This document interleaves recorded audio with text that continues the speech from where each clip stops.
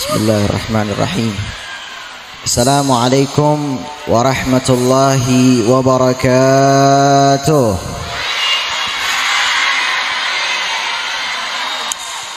Kurang semangatnya. Ayo jawab salam yang semangat. Assalamualaikum warahmatullahi wabarakatuh.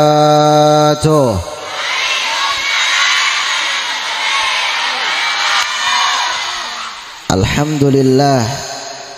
Alhamdulillahilladzi hadana bi'abdihi al-mukhtari man da'ana ilaihi bil izni wa qad nadana labbaika ya man dallana wa hadana. Salla alayka Allahu bari'uka alladhi bika ya mushaffa wa hassana wa habana. Rabbi faj'al mujtama'na ghayatu husnul khitami wa'atina ma qad sa'alna min atayakal jisami. Rabbi syrah li sadri wa yassir li amli wahlul 'uqdatam min lisani yafqahu qawli. Alhamdulillah, segala puji bagi Allah Subhanahu wa taala yang telah memberikan kepada kita keberkahan sehingga kita bisa hadir di dalam acara yang mulia ini. Yang saya hormati, yang saya muliakan daripada santri dan juga santriwati Pondok Pesantren Al-Muttaqin, Darul Muttaqin. Semoga Allah Subhanahu wa taala memberikan kepada mereka futuhal arifin sehingga mereka dipermudah untuk mencari ilmu, menuntut ilmu dan juga diberkahi ilmunya. Amin amin ya rabbal alamin. Yang saya hormati, yang saya muliakan guru-guru kita, para ulama, para habaib, para kiai, para asatidz yang tidak bisa saya sebutkan satu persatu namanya, tetapi tidak mengurangi rasa hormat saya. Dan juga daripada ketua yayasan pondok pesantren ini juga, dan juga seluruh panitia, kita doakan mudah-mudahan diberikan panjang umur, diberikan sehat walafiat, diberikan keberkahan oleh Allah Subhanahu wa taala. Amin amin ya rabbal alamin. Walhamdulillah, segala puji bagi Allah Subhanahu wa taala yang telah memberikan kepada kita nikmat. Banyak sekali nikmat yang Allah berikan kepada kita sehingga Allah Subhanahu wa taala berfirman, A'udzubillahi minasyaitonir rajim. Bismillahirrahmanirrahim. La in syakartum la azidannakum wa la in kafartum inna adzabi lasyadid. Kata Allah Subhanahu wa taala, jikalau kalian bersyukur atas nikmatku, kata Allah, maka akan kutambah lagi nikmatku, kata Allah. Wa la in kafartum inna adzabi lasyadid. Dan apabila kalian kufur atas nikmatku, kalian tidak bersyukur atas nikmatku, kata Allah, maka Allah memberi peringatan kepada kita, inna azabi lasyadid, sesungguhnya azabku sangatlah pedih, kata Allah Subhanahu wa taala. Mudah-mudahan kita termasuk daripada orang-orang yang selalu bersyukur kepada Allah Subhanahu wa taala. Salawat serta salam kita semoga tercurah kepada junjungan kita baginda Nabi besar Nabi Muhammad sallallahu alaihi wa alihi wasallam beserta keluarga beliau, sahabat beliau dan juga umat-umatnya beliau. Hadirin dan hadirat yang dimuliakan oleh Allah Subhanahu wa taala, sebelum saya mulai satu dua kata ini, marilah sama-sama kita memulai dengan membaca salawat kepada baginda Rasulullah sallallahu alaihi wasallam. Sallu ala Nabi Muhammad. Hadirin dan hadirat yang dimuliakan oleh Allah Subhanahu wa taala. Alhamdulillah, pada hari ini kita berkumpul di dalam sebuah perkumpulan yang dimana perkumpulan seperti ini dimuliakan oleh Allah Subhanahu wa taala. Amin. Pada hari ini kita memperingati satu peristiwa yang mulia, peristiwa yang memang kalau orang di zaman dahulu pada saat diceritakan peristiwa Isra wal Mi'rajnya Nabi besar Nabi Muhammad sallallahu alaihi wasallam, maka mereka tidak akan percaya. Bahkan banyak orang Islam yang murtad pada saat itu. Pada saat itu banyak orang-orang yang keluar dari agama Islam ketika diceritakan adanya peristiwa Isra wal Mi'rajnya Nabi Muhammad sallallahu alaihi wasallam. Karena alasannya mereka mengandalkan logikanya. Jika kita menerima peristiwa ini dengan logika, maka memang tidak masuk akal. Bagaimana perjalanan beliau dari Masjidil Haram ke Masjidil Aqsa, lalu diangkat ke langit ketujuh, ke Sidratul Muntaha, dan itu dikatakan dalam satu ayat bahwasanya satu malam, bahkan ulama tafsir mengatakan setengah malam. Sedangkan dari Masjidil Haram ke Masjidil Aqsa begitu jauh, luar biasa. Di zaman dahulu nggak ada pesawat, di zaman dahulu nggak ada mobil, nggak ada motor. Yang paling berharga pada saat itu kuda sama onta. Tapi di sini Allah Subhanahu wa taala menunjukkan kekuasaannya, sehingga adanya peristiwa ini menunjukkan bahwasanya kebesaran Allah Subhanahu wa ta'ala. Maka ini menjadi sebuah pelajaran bahwasanya apapun yang Allah kehendaki maka akan terjadi. Allah Subhanahu wa ta'ala berfirman, Bismillahirrahmanirrahim, Subhanalladzi asra bi'abdihi laylan minal masjidil harami ilal masjidil aqsa, ilal masjidil aqsa alladzi barakna hawlahu linuriyahu min ayatina. Kata Allah Subhanahu wa ta'ala, Maha suci Allah yang telah memperjalankan hambanya, yaitu baginda Nabi besar Nabi Muhammad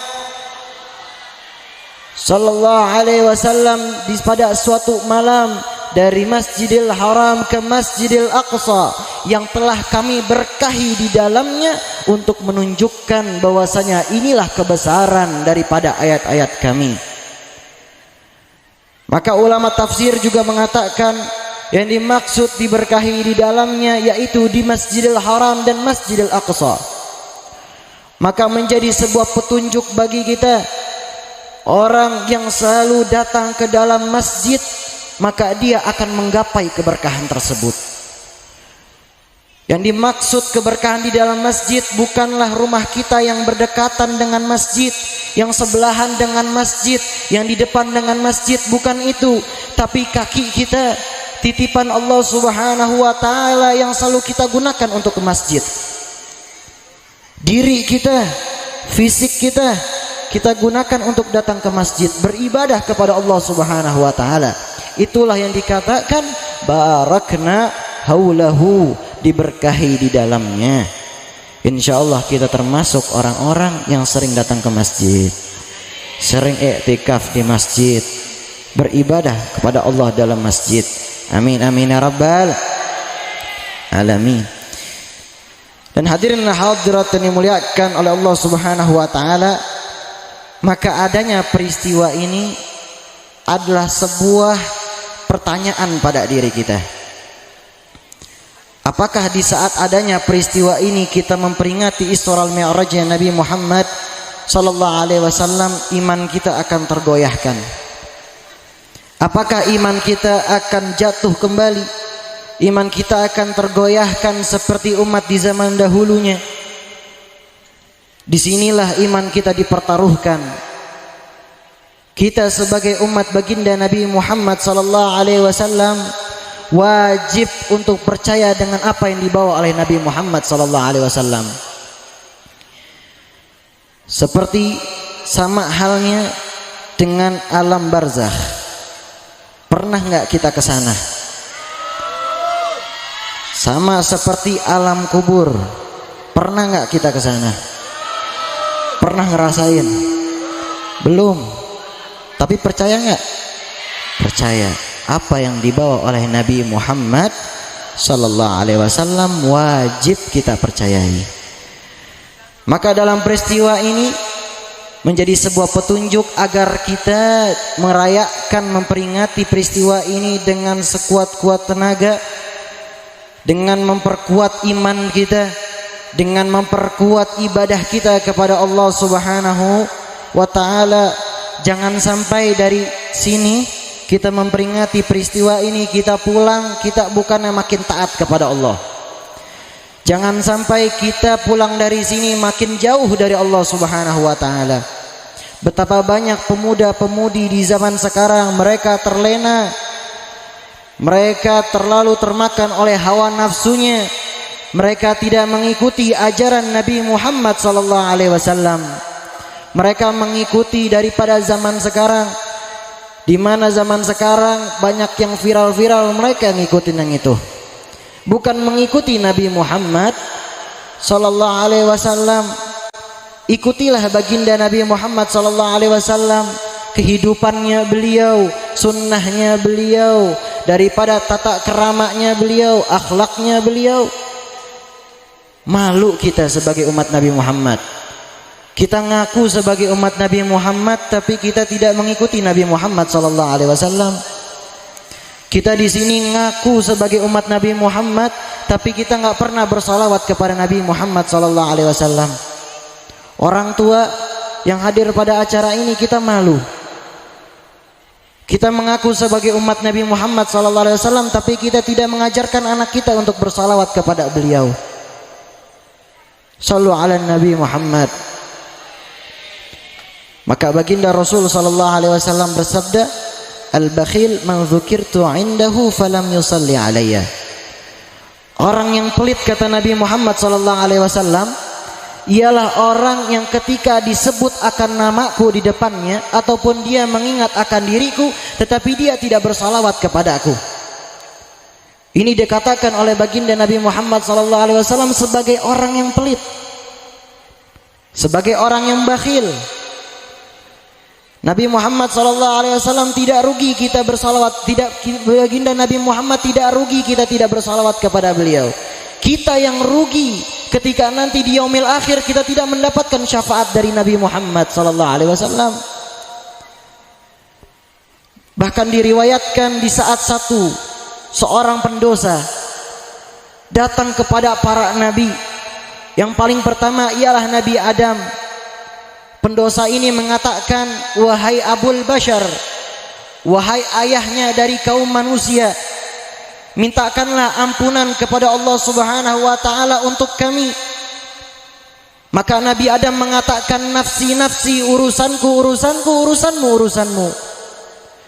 Ketika seorang pendosa ini datang kepada Nabi Nuh alaihi salam, sama jawabannya, nafsi nafsi, urusanku urusanku, urusanmu urusanmu. Ketika datang lagi kepada Nabi Ibrahim, jawabannya juga sama, nafsi nafsi. Ketika datang lagi kepada Nabi Isa, jawabannya juga sama, nafsi nafsi, urusanku urusanku, urusanmu urusanmu. Tapi pada saat itu datang satu manusia yang membawa risalah, satu manusia yang bercahaya wajahnya nur, dan dia mengatakan, analaha analaha analaha, akulah milik kalian, aku yang akan memberikan syafaat kepada kalian wahai umatku, yaitu Nabi besar Nabi Muhammad sallallahu alaihi wasallam. Maka hadirin dan hadirat yang dimuliakan oleh Allah Subhanahu wa taala, peristiwa ini juga menunjukkan keagungannya Nabi Muhammad sallallahu alaihi wasallam, di mana keagungannya beliau ditunjukkan di saat pada saat itu ada para nabi dan para rasul. Nabi Muhammad SAW mengimami daripada sholat para nabi dan rasul. Ini menunjukkan keagungan, keistimewaannya baginda Nabi Muhammad SAW. Lalu juga baginda Nabi Muhammad SAW diangkat pada saat itu, beliau juga menaiki burak. Maka ini kendaraan yang dikhususkan untuk baginda Nabi Muhammad sallallahu alaihi wasallam.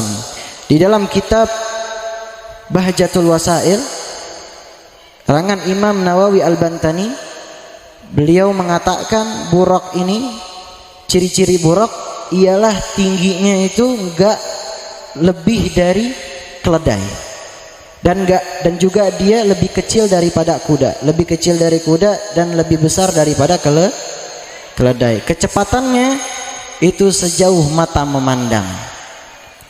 Jadi kalau kita melihat, kita baru melirik saja buruk itu sudah lewat. Inilah kendaraan yang diberi keistimewaan oleh Allah untuk baginda Nabi Muhammad sallallahu alaihi wasallam. Dan akhirnya baginda Nabi Muhammad sallallahu alaihi wasallam pada dalam peristiwa ini juga dijelaskan mendapatkan perintah salat 5 waktu dari berapa? Dari berapa ya? Nih adik kecil tahu nih 50 waktu. Ini ibu-ibunya gimana pada kagak tahu? Pinteran anaknya. Berapa dari berapa waktu? 50 waktu. 50 waktu menjadi 5 waktu.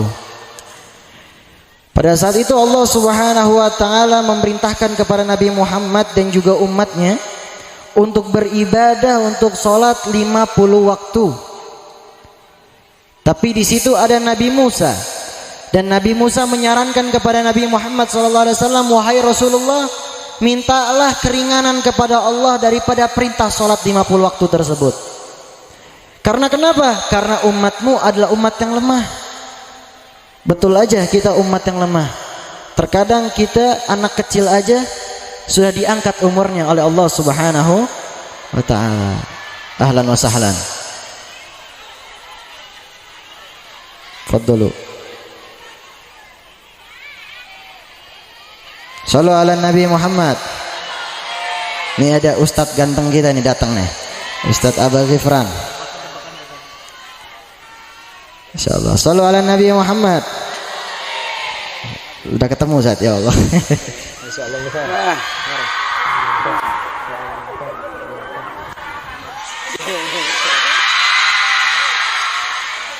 Saya suka bingung. Ini tuh gayanya apa nih? Hah? Apa? Nih, mak-mak kayaknya pada tahu semua nih. Apa? Sarang apa? Sarang tawon. Oh, sarangeo. Bahasa mana itu? Harusnya jangan sarangeo, tapi ana uhibbuka fillah. Ya. Astagfirullah. Shallallahu ala Nabi Muhammad. Maka akhirnya diberikan keringanan oleh Allah Subhanahu wa taala karena saran dari Nabi Musa alaihissalam, dari 50 waktu menjadi 5 waktu. Kadang kita kadang 5 waktu aja suka kebablasan. Subuh aja suka kesiangan. Ngaku di sini siapa yang kesiangan? Nih, bocah aja ngaku. Kadang subuh kesiangan. Zuhur kita udah pergi kerja. Asar kita pulang dari pekerjaan. Maghrib udah kecapean. Isya ketiduran. Pada tahu ketiduran oleh. Makanya kita bersyukur sebagai umat Nabi Muhammad sallallahu alaihi wasallam. Kita dipanggil oleh Allah Subhanahu wa taala dengan sebutan hambaku. Dalam satu hadis qudsi Allah mengatakan, ana 'inda dhanni 'abdi bi wa ana ma'ahu idza dzakarani fa in dzakarani fi nafsihi dzakartuhu fi nafsi. Dalam satu hadis qudsi Allah Subhanahu wa taala mengatakan, aku ini tergantung dengan prasangka baik daripada hambaku. Wa ana ma'ahu idza dzakarani, dan aku bersamanya apabila dia mengingatku. Fa in dzakarani fi nafsihi dzakartuhu fi nafsi. Allah mengatakan, dan apabila dia mengingat akan diriku di dalam dirinya, maka aku akan mengingat dirinya di dalam diriku. Allah Subhanahu wa taala selalu memanggil kita dengan kasih sayang. Di mana banyak sekali ayat di dalam Al-Qur'an memanggil kita dengan kata-kata apa? Ya ibadi, wahai hamba-hambaku. Kita beruntung menjadi umat Nabi Muhammad sallallahu alaihi wasallam.